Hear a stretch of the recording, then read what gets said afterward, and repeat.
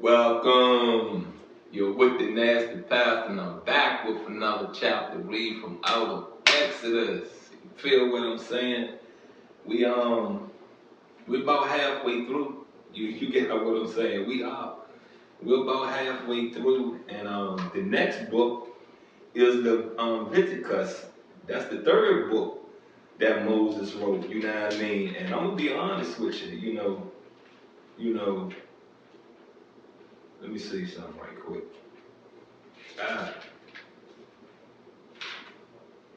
Let me see something right quick. Leviticus not bad, so that should be a breeze through. Moses wrote Numbers. He wrote the book of Numbers. He wrote the book of Deuteronomy. And I'm not going to go through all of them. What I'm going to do, I'm going to go all the way to the back of the book and see how many books he really wrote. You got what I'm saying? And see, I believe his books stop. I believe his books stop with mm,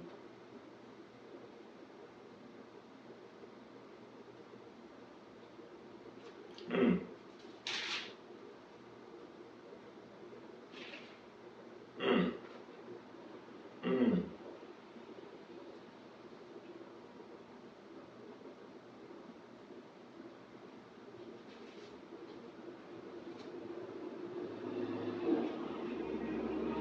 Bear with me.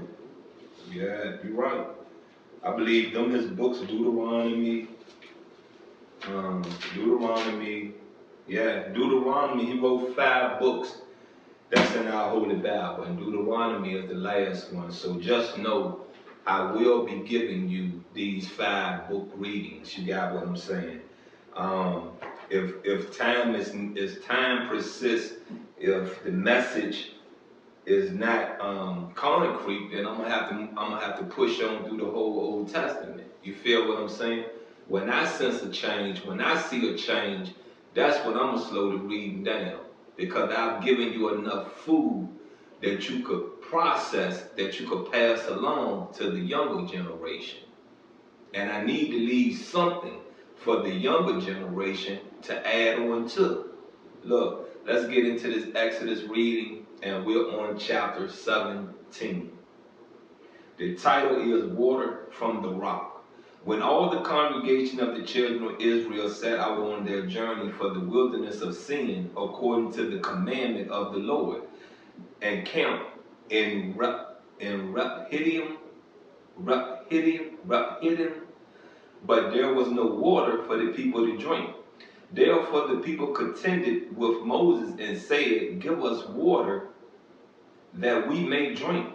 So Moses said to them, Why do you contend with me? Why do you tempt the Lord?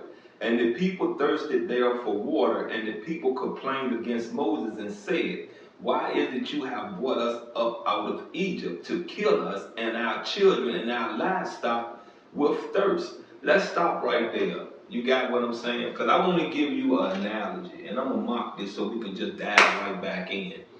You know, you can take people out of the struggle. You get me? You can take people out of a struggle and put them somewhere where their struggle is minimized than the struggle that they love, and they will complain. They will not understand the gratitude in it. They will not understand, you saved my life. And see, I'm going to give you a understanding of what state struck means. See, when you take a person that's been in prison for so long, you understand what I'm saying? So long, they come in the street and do the same stuff they do in prison. You feel what I'm saying? Bootlicking. They bootlick in prison so they can come home early. So they come out in the street and bootlick. You feel what I'm saying? That would be called state struck. That would be called people that has conformed their self and don't know conform their self to an environment that they no longer have to sustain in their life. Moses have taken his people up out of Egypt, where they were beating them, killing them, working them all day. They're being starved. You understand what I'm saying? Starved. And he bring you out just because there's no food that you could see. There's no water you could see. Now you want to talk mess about whom you pray to. Now you want to talk mess to your Messiah. Come on now. Come on. I'm going to say this to you once again, you know what I mean? I can't stand a needed person, because a needed person will get you killed. You feel what I'm saying? A needed person will come at you every day with complaints about everything that's going in their life, but they don't know how to fix everything that's going on in their life that they have allowed in their life. You get me? Allowed. These people Moses had brought up out of Egypt, up out of Kemet, up out of Upper Africa, don't even understand that their lives have been spared. They don't get that. And they're sitting here going against whom Moses asked to free them. Come on now. Come on now. Now do you understand the story of Jesus and why the story of Jesus is so popular? Do you get it now? Do you understand the Jewish mentality? Do you? Let's get back into this. So Moses cried out to the Lord, saying, what shall I do with this people? They are almost ready to stone me. Come on now. This your Messiah. This who brought you out of captivity, but you got an issue with this man. Man, get out of here. And the Lord said to Moses, go on before the people and take with you some of the elders of Israel, also take in your hand your rod with which you struck the river, and go. Behold, I will stand before you there on the rock in Horeb, and you shall strike the rock, and water will come out of it, that the people may drink. And Moses did so in the sight of the elders of Israel. And let me say this to you right here. You know what I mean? If Moses' soul was not viable to the demiurge purpose, Moses would have been stoned. You understand me? Stoned. But Moses' soul was used to spread the message of the demiurge amongst this rock. You feel what I'm saying? Amongst this rock. The miracles Moses performed, he could not do that by himself. As you see, every miracle performed, he had to do what? Go ask the demiurge to help him. And for the demiurge to use you, you have to perform miracles in front of people. You have to. You get me?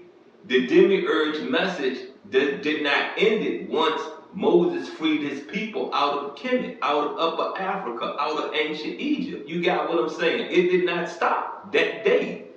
There's a message, there's a walk that Moses was to fulfill to the day he was called home. Let's dive on back in this. Behold, I will stand before you there on the rock in Horeb, and you shall strike the rock, and water will come out of it, that the people may drink. And Moses did so in the sight of the elders of Israel. So he called the name of the place Massah and Meribah, because of the contention of the children of Israel, and because they tempted the Lord, saying, is the Lord among us now? Excuse me. Chapter 8 title is Victory Over the Amalekites. Now Amalek came and fought with Israel in Rephidim. And Moses said to Joshua, choose us some men and go out fight with Amalek. Tomorrow I will stand on the top of the hill with the rod of God in my hand. So Joshua did as Moses said to him and fought with Amalek. And Moses, Aaron, and Hur went up to the top of the hill. And so it was when Moses held up his hand that Israel prevailed. And when he let down his hand, Amalek prevailed. But Moses' hands become heavy. So they took a stone and put it under him. And he sat on it. And Aaron and Hur supported his hands, one on one side and the other on the other side. And his hands were steady until the going down of the sun.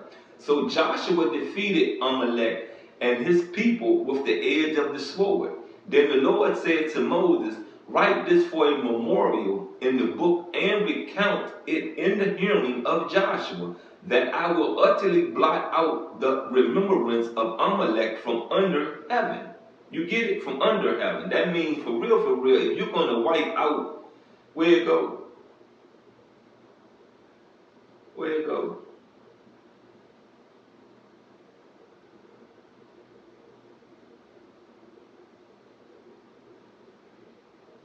I will utterly blot out the remembrance of Amalek from under the heaven. That means right here on this rock. Aren't we under the heavens?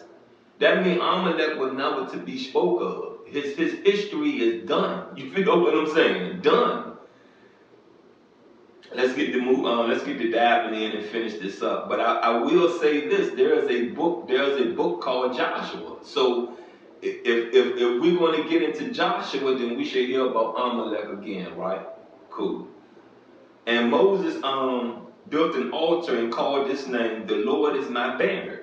For he said, because the Lord has sworn, the Lord will have war with Amalek from generation to generation. You get it? That means Amalek his generation is never going to be successful. Never. So when I say to you this right here, you know what I mean? I really hope you know the covenant that was built with the Jews and the demiurge is still active and moving in the now. But when you sit back and you think about the things the Jews have done to people, and I'm not saying that they're all as a whole culture are bad, but you have evil in every culture. You feel what I'm saying? In every culture. But when you sit back and you think about it, you know what I mean? Really think about it. It's time to move on. It's time to let go. It's time to understand we all have a place on this rock. We all pray to the same demiurge. You understand? You get it? There was a time your culture was the most favored because y'all forged the demiurge message through evil. You get me? Through evil. This rock is evil. This rock was put here for evil to sustain itself. Not for you to become a part of evil, but for evil to sustain itself. And when I say itself, who was here first? By their self. Satan. Understand me? Satan. So when the rest in heaven got out of hand, what did the demiurge do? Go on, put you down there with your dad. That's your dad right there. That's your dad right there, because evidently I'm not able to keep you on the right path and the right light. So you miss Satan, go on down. Look, you've been with the nasty pastor. This has been another read from out of Exodus. And as I said, you know what I mean, let's keep pushing. Let's keep forging.